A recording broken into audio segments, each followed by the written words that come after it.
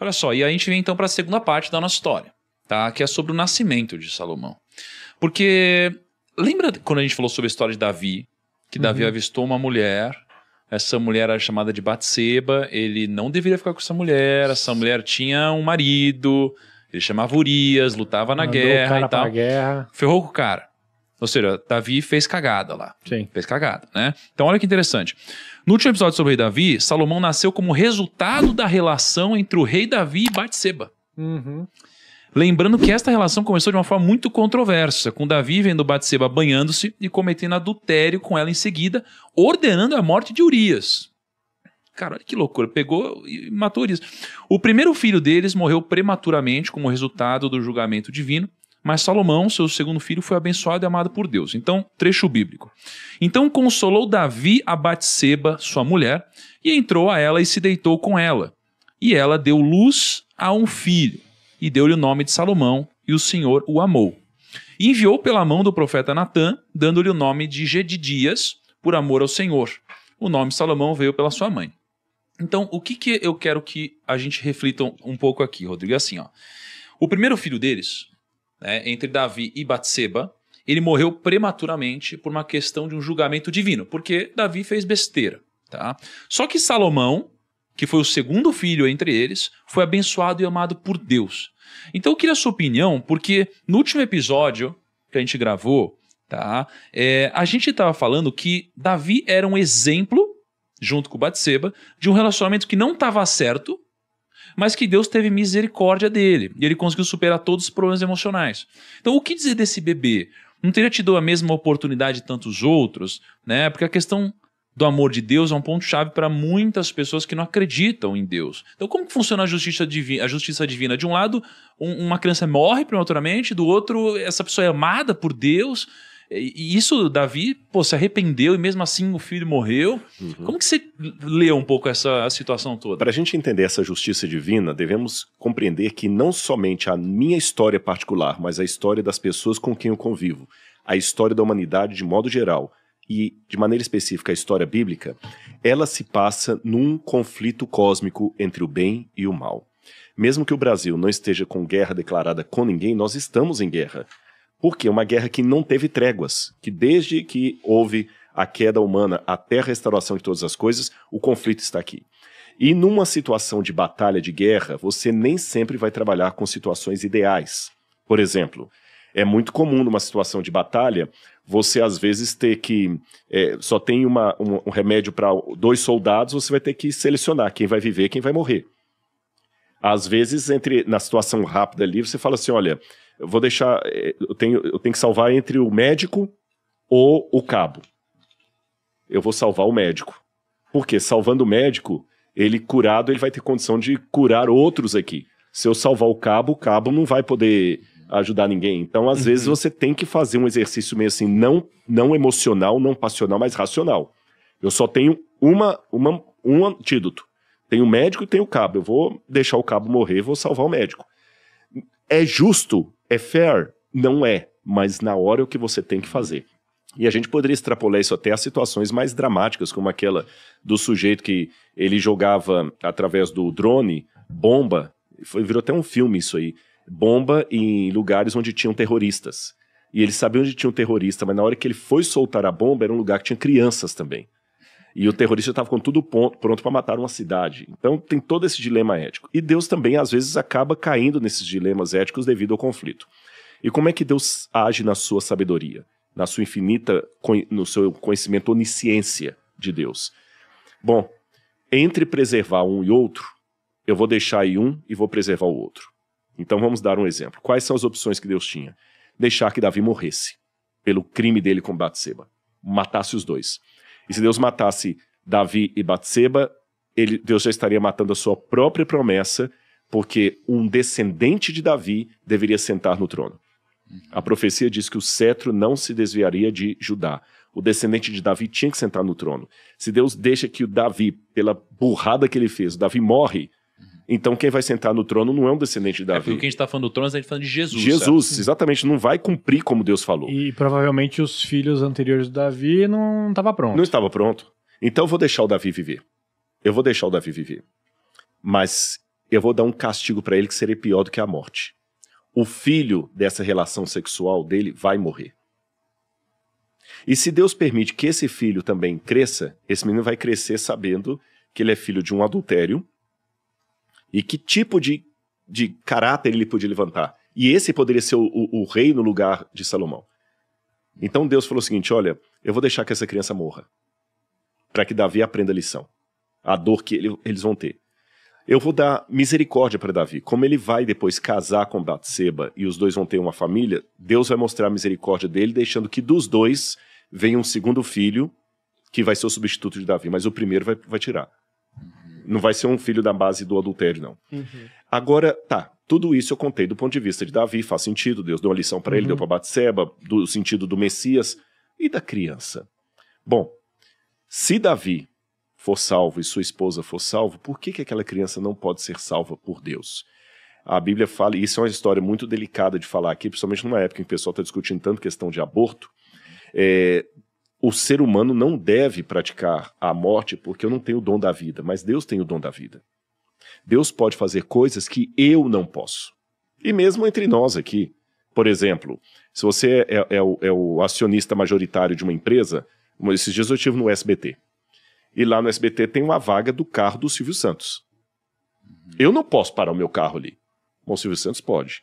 E se eu falar assim, mas que injustiça, por que o Silvio Santos pode parar o carro dele e ele não pode? Meu amigo, porque ele é o dono do SBT, você não é. Obviamente, ele tem autoridade para certas coisas que você não tem. É óbvio, assim é a vida. Da mesma maneira, Deus é o dono da vida. Então ele tem autoridade para fazer coisas que eu não tenho. Mais um exemplo para fechar a resposta. Eu não posso danificar a Mona Lisa, porque eu não tenho como fazer outra. Mas quando Da Vinci estava pintando aquele quadro, ele deve ter pego alguns rascunhos e jogado no lixo. Hoje eu penso assim, nossa, imagina um rascunho da Mona Lisa jogado no lixo. Imagina quanto não valeria na Bolsa de Valores um rascunho original da Mona Lisa. E pensar que o Da Vinci jogou aquilo no lixo e se perdeu na história. Mas ele podia fazer isso porque ele era Da Vinci. Ele tinha como fazer uma outra Mona Lisa. Eu não tenho. Então Deus pode determinar assim, essa criança vai morrer. É diferente de alguém querendo fazer o aborto. Porque eu não sou Da Vinci, eu não sou Deus, eu não posso dar a vida. Mas Deus pode. Então aquela criança perdeu a oportunidade de viver nesse mundo. Mas e se ela ressuscitar na ressurreição final dos mortos? O que ela perdeu? Nada. Porque ela vai ressuscitar, ela vai entrar na glória, sem conhecer as mazelas desse mundo, e o Espírito Santo, de certa forma, já conhecia aquela criança no ventre, porque assim ele falou com Jeremias, assim o salmista falou, antes que eu fosse ainda uma matéria, eu era ainda uma matéria não terminada no ventre da minha mãe, o Senhor já conhecia os meus dias, o Senhor já me amava. Jesus pulava João Batista corrigindo, pulava no ventre da mãe dele, só quando Maria chegou perto de Isabel. Então Deus já sabia, essa criança vai perder a oportunidade de viver nesse mundo, mas eu posso ressuscitá-la. E se ela ressuscitar para a glória, sem ter passado por nenhum dos problemas que nós passamos aqui, qual foi a injustiça de Deus com aquela criança? Zero. Do lado de cá da eternidade, eu falo assim, poxa, mas essa criança perdeu a oportunidade de crescer, estudar, governar, conhecer paisagem, mas se ela entrou no céu, ela perdeu o quê? Você está entendendo? É a mesma coisa de eu falar o seguinte, poxa vida, eu perdi a oportunidade de comer no PF do bairro ali. Porque eu tive que ficar conversando com o Tiago e não pude comer no PF da cidade. Eu estava com uma fome. Aí depois da nossa conversa ele me convida para almoçar no Fazano. O que eu perdi? Você entendeu? Agora, essa parte para mim, eu refleti depois. Eu tô fazendo um treinamento para casal, né? Então tem um casal de pastores que visita a gente, né, de tempos em tempos, e pega um tema e dá um treinamento pra gente lá em casa. E aí teve um dos dias onde a gente falou sobre maldição hereditária. Maldições hereditárias, né? E aí as pessoas podem interpretar isso de várias formas. Uma é sobre a ótica de fé e outra é sobre a ótica comportamental também, onde você acaba replicando o comportamento dos seus pais ou fazer o exato oposto, né? E aí eu comecei a perceber esse tema e ver que na Bíblia existe muito dos problemas que passam de pai para filho quando ele não é resolvido na paternidade, na maternidade. E aí tem vários casos assim na Bíblia, mas quando olha para Davi, né, a relação de Davi e Batseba teve origem no adultério. Ele teve problema com mulher. Né? Foi uma das grandes besteiras de Davi foi esse problema. Indo pro final da história de Salomão, depois a gente volta, né?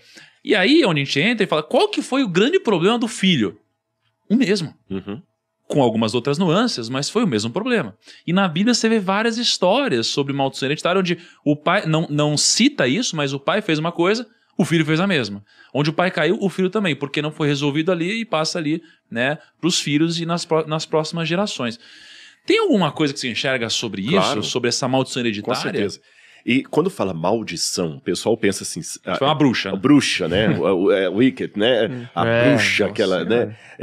A ímpia. Não. A ideia, quando a Bíblia chama, lembra que a Bíblia foi escrita numa época que não havia nascido ainda nem Sigmund Freud, nem Albert Kinsey, nem Jung, nem a psicologia. Simples, né, não é que era simples, é porque havia coisas que há hoje, mas não com a nomenclatura de hoje. Tá certo? Havia o que há, mas sem essa nomenclatura.